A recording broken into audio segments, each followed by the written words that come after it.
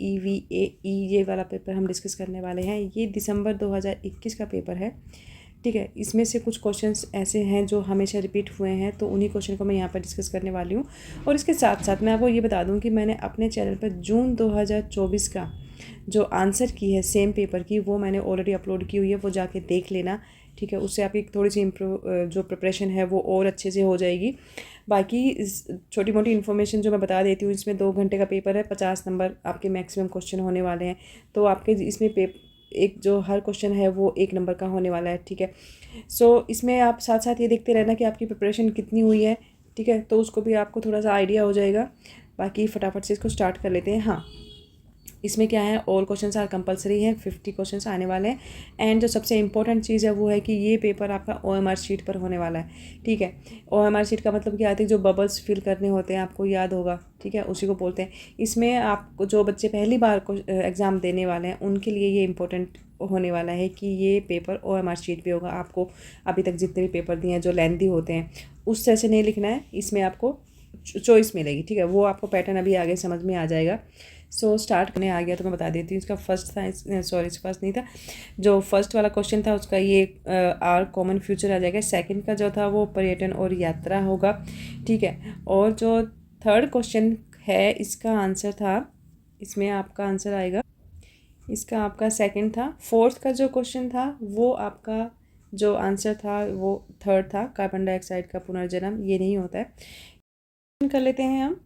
Next question हमारा, प्रकृति के प्रति निम्नलिखित में से किस एक विचार को पितृसत्तात्मक वर्चस्व प्रणाली के रूप में प्रस्तावित किया गया था। तो इसका जो आंसर होगा वो होगा आपका पारिस्थितिकी नारीवाद, ठीक है। साथ साथ अपनी तैयारी करते रहना, आप लोग भी मैच करते रहना अपने आंसर्स को। फिर है एनविस का मुख्य केंद्र कहाँ पर स्थित है, एनविस का, तो वो आंसर आ जाएगा आपका दिल्ली, ठीक है। ये हमारे 6 क्वेश्चन हो गए। नेक्स्ट देख लेते हैं। तो बच्चों साथ साथ ना आप इन क्वेश्चन पेपर का इस जो मैं ये करवा रही हूँ इसका स्क्रीनशॉट लेते रहना साथ साथ, क्योंकि क्या होता है कि जो लास्ट ईयर के पेपर होते हैं ना, जो प्रीवियस ईयर पेपर होते हैं, जैसे कि हर वीडियो में हम लोग डिस्कस करते हैं, तो वो काफ़ी इंपॉर्टेंट होते हैं। इंपॉर्टेंट इसलिए होते हैं क्योंकि उनमें से बहुत सारे क्वेश्चन जो है वो रिपीट होते हैं, इसलिए मैं बार बार बोल रही हूँ। या तो आप अपने बुक लेके बैठो, उसमें साथ साथ क्वेश्चन जो है वो अपने चेक करते रहना। अगर नहीं कर सकते हो तो फिर स्क्रीनशॉट ले लेना, ठीक है। तो आपकी तैयारी साथ साथ होती रहेगी, क्योंकि अभी कल आपका पेपर है, तो अभी आपके पास आज का पूरा दिन है, वो तो अच्छे से आप लोग उसको थोड़ा सा रिवाइज हो जाएगा, आपका रिवीजन भी हो जाएगा और थोड़े से आपको याद भी रह जाएंगे ये सारे क्वेश्चन, ठीक है। तो 7वां क्वेश्चन कर लेते हैं हमारा, प्राथमिक उपभोक्ता कौन होते हैं। तो बच्चों इसका जो आंसर होने वाला है वो होगा शाकभक्षी, ठीक है। ये आपका क्वेश्चन का आंसर हो जाएगा। दूसरे के साथ साथ मैं एक चीज़ आपको और बता दूं, ये आपका 50 मार्क्स का जो पेपर होने वाला है, इसमें आपको पास होने के लिए मिनिमम 18 मार्क्स चाहिए। तो जो आप क्वेश्चन पेपर ये वाला जो डिस्कस कर रही हूँ मैं, इसको आप अच्छे से देख लोगे। और जो जून 2024 का मैंने वीडियो डाली हुई है अपने चैनल पर, वो दोनों पेपर को भी अगर आप कर लोगे ना, हिंदी वाले और इंग्लिश वाले दोनों बच्चे, तो आपकी मतलब 18 नंबर का प्रिपरेशन आपकी बहुत अच्छे से हो जाएगी, तो टेंशन नहीं लेना, ठीक है। और 8th का कर रहे थे, दिए गए घटक डैश पानी में सल्फेट, अम्लीय वर्षण और जीवाश्म ईंधन किसके भाग हैं। तो इसका जो आपका आंसर होने वाला है वो है अवसादी चक्र, ओके। 9th क्वेश्चन है आपका, पारिस्थितिक अनुक्रम में अनुक्रम की अंतिम अवस्था को क्या बोलते हैं, चरम समुदाय, लाइकेन अवस्था, मॉस अवस्था या क्रमिकी, जिसको सीरियल भी बोलते हैं। तो इसका आंसर होने वाला है तो आपका ऑप्शन 1 जो है वो आपका आंसर हो जाएगा, चरम समुदाय, ओके।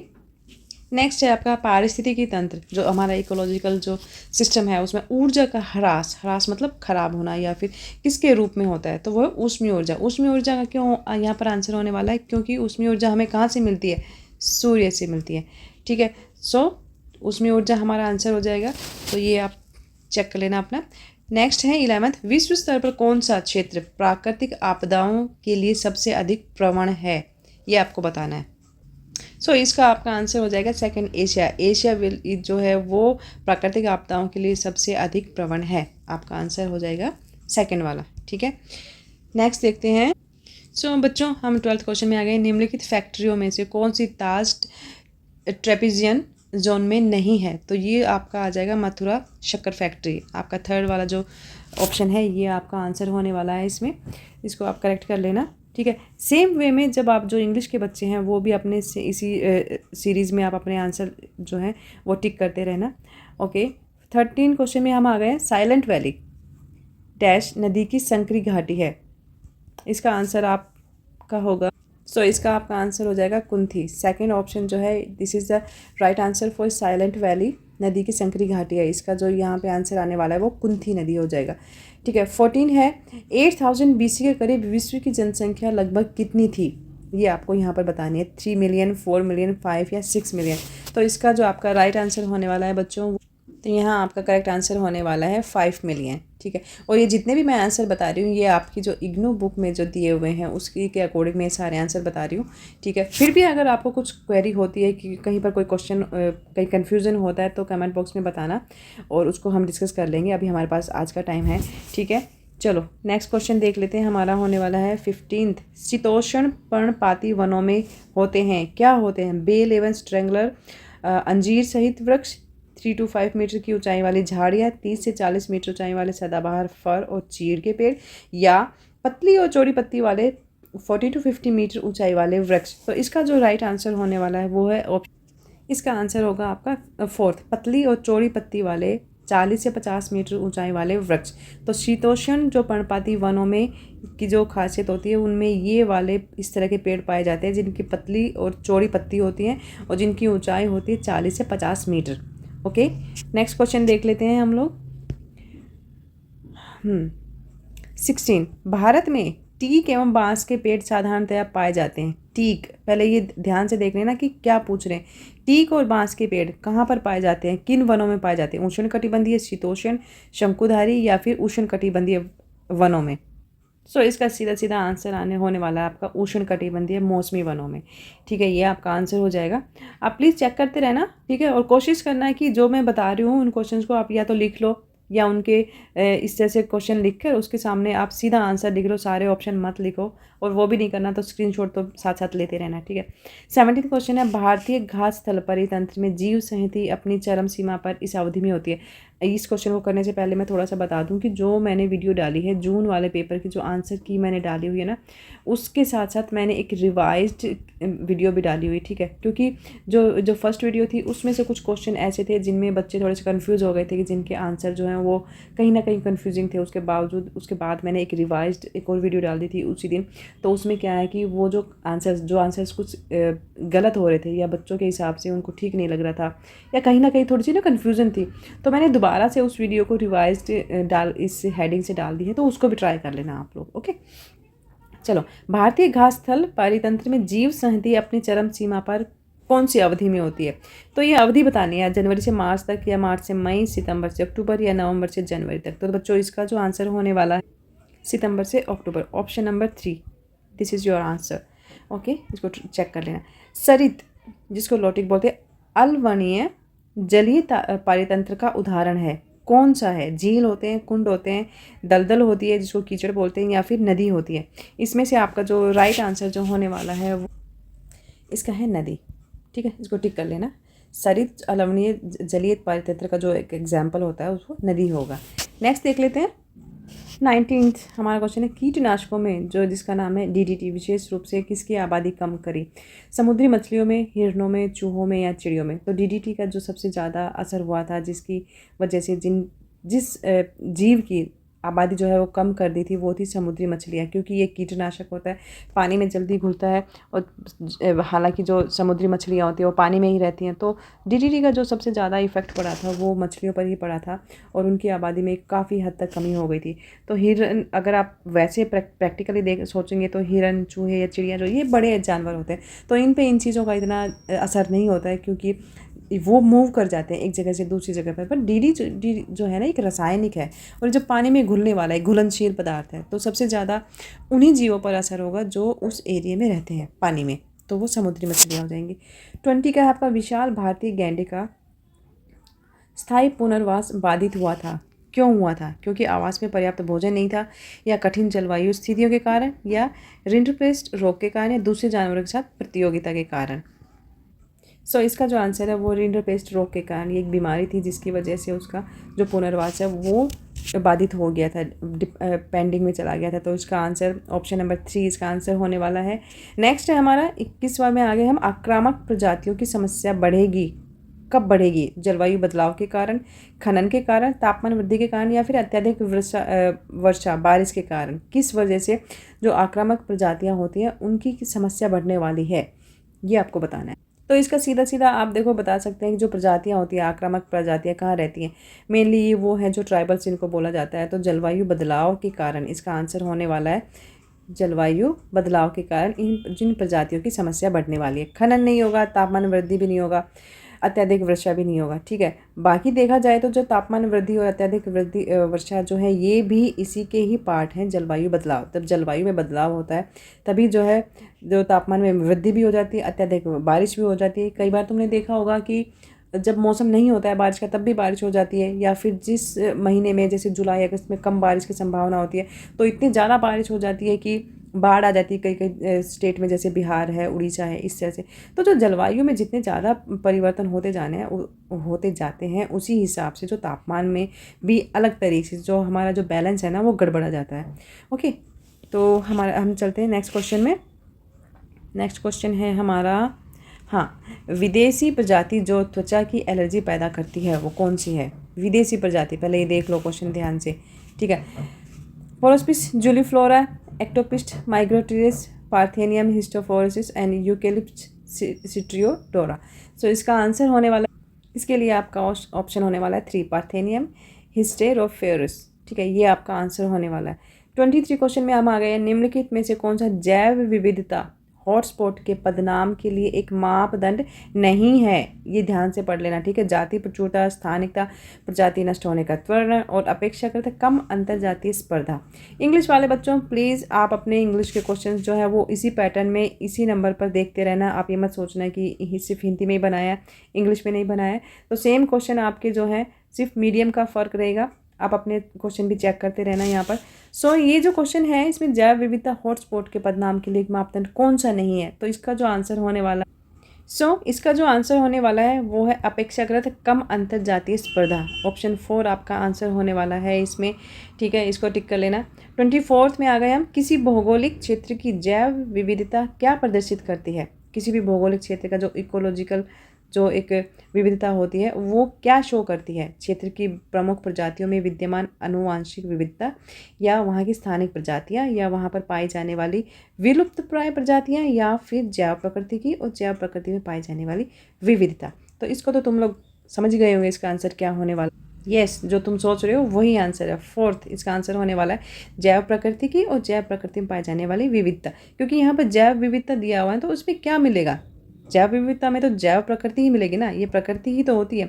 और वहाँ पर पाई जाने वाली विविधता, उसमें विविधता मतलब डिफरेंट चीज़ें प्रकृति में पाई जाने वाली। ठीक है, ये हमारा क्वेश्चन हो गया। नेक्स्ट क्वेश्चन देख लेते हैं बच्चों।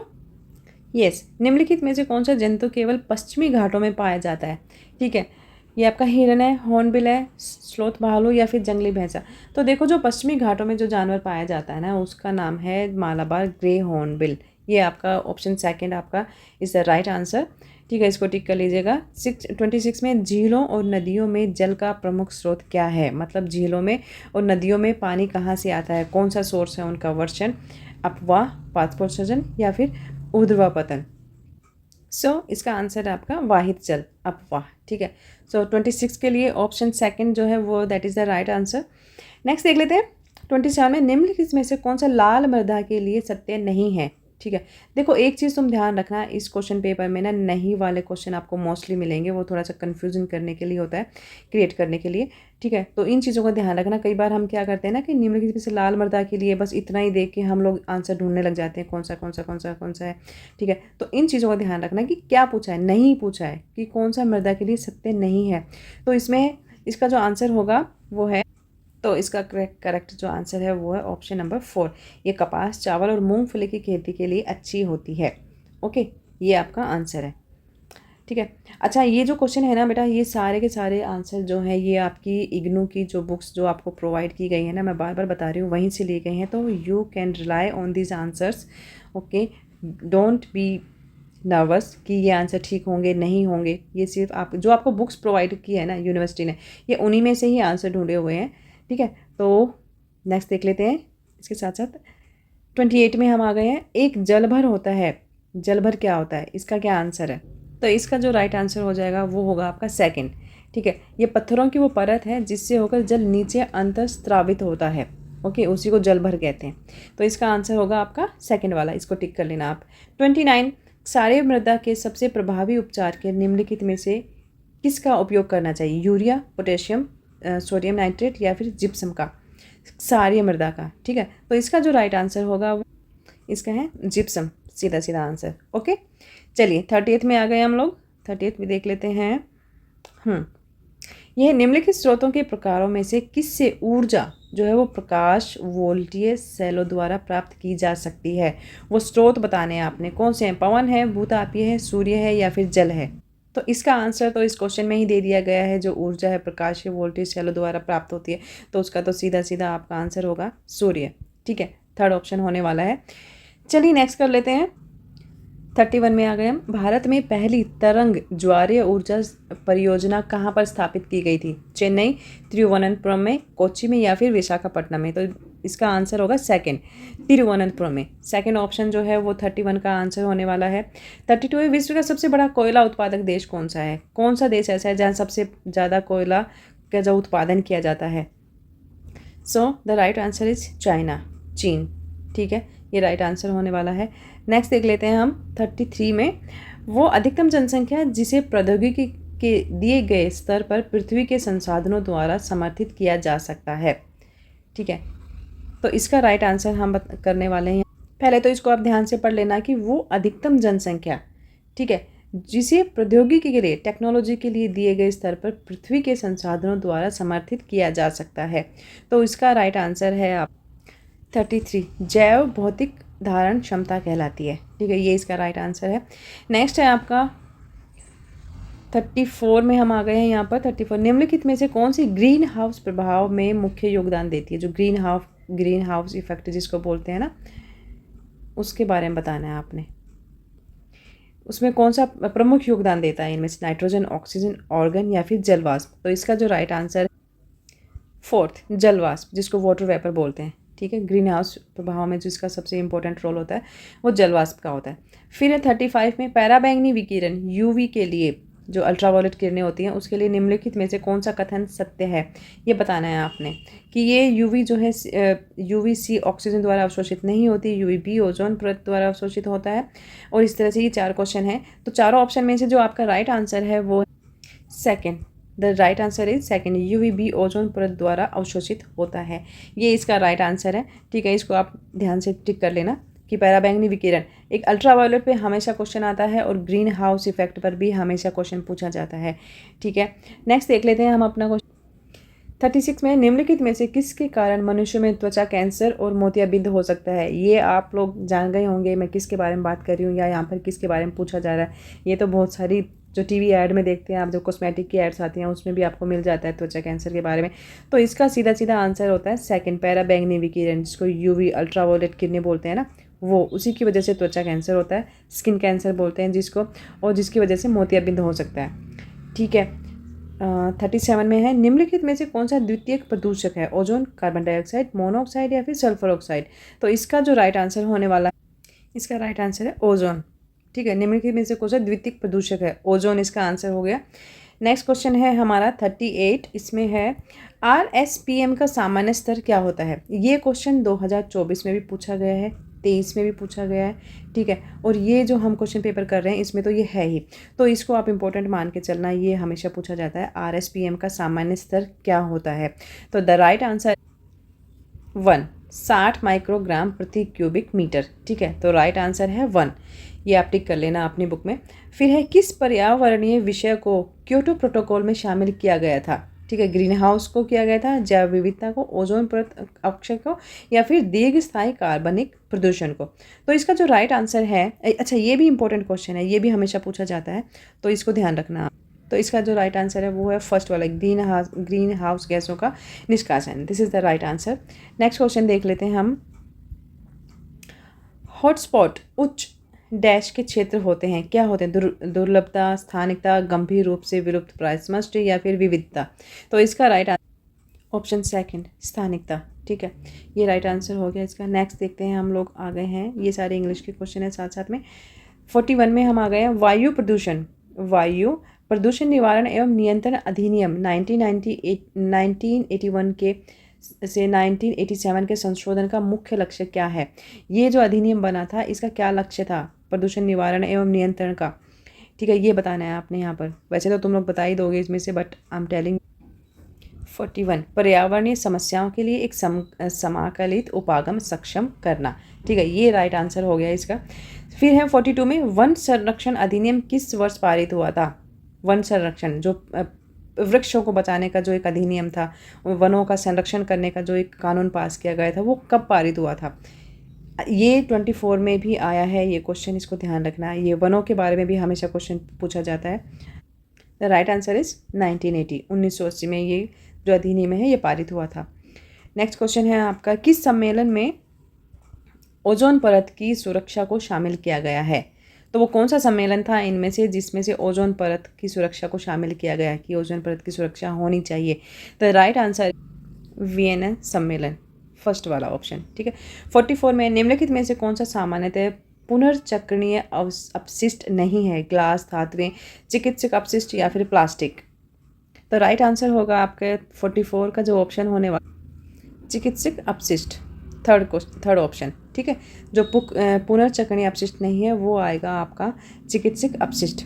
ओके, सो 44 में आ गए हम लोग। निम्नलिखित में से कौन सी अपशिष्ट न्यूनीकरण विधि नहीं है? तो इसका राइट आंसर इसका है ऑप्शन थर्ड, इसका राइट आंसर है अपशिष्ट उपचार। ठीक है, नेक्स्ट क्वेश्चन देख लेते हैं हम।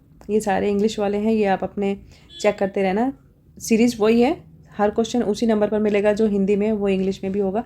46 में आ गए हम। निम्नलिखित में से कौन सा संकटदायी अपशिष्ट के निपटान या निस्तारण का तरीका नहीं है? तो इसका राइट आंसर सैनिटरी लैंडफिल। ठीक है, ये इसका राइट आंसर होने वाला है। भारत की जैव विविधता के संदर्भ में निम्नलिखित में से कौन सा सही नहीं है? यहाँ पर जैव विविधता के बारे में 2 क्वेश्चन ऑलरेडी ऊपर पूछे जा चुके हैं, अभी तीसरा क्वेश्चन आ गया यहाँ पर। तो इसका राइट आंसर है, so the option first is the right answer. Bharat में 6 जैव विविधता हॉटस्पॉट है, तो ये आंसर 6 नहीं है, ये आपका आंसर होने वाला है फर्स्ट वाला। ठीक है, 48 है आपका, निम्नलिखित में से कौन सा वन के पारिस्थितिकी महत्व का निरूपण नहीं करता है? तो इसका जो राइट आंसर होने इसका आंसर है आपका सौंदर्य बोधक और आध्यात्मिक महत्व प्रदान करना। ठीक है, 49 में है, निम्नलिखित में से कौन सा गैर लकड़ी वन उत्पादन की श्रेणी में शामिल नहीं है? तो इसका राइट आंसर आ जाएगा आपका जानवरों की खाल और हड्डियाँ। ओके, लास्ट क्वेश्चन है हमारा, किस राज्य ने सबसे पहले संयुक्त वन प्रबंधन को लागू किया था? किस राज्य ने किया था, इसके बारे में बताना है। सो इस क्वेश्चन का जो राइट आंसर होने वाला है वो है क्वेश्चन ऑप्शन नंबर 2 पश्चिमी बंगाल। तो पश्चिमी बंगाल सबसे पहला स्टेट था जिसने संयुक्त वन प्रबंधन को लागू किया था। तो ये हमारे 50 के 50 क्वेश्चन हो गए हैं। सारे के सारे जो आंसर है वो बिल्कुल करेक्ट हैं, आप टेंशन मत लेना और इन सब के स्क्रीनशॉट ले लेना। नहीं लिया तो कोई बात नहीं, वैसे पढ़ लो आप लोग। ठीक है, तो ये हमारा क्वेश्चन पेपर आज कंप्लीट हो गया है और best of luck for tomorrow. चलो मिलते हैं नेक्स्ट वीडियो में। Bye bye and take care.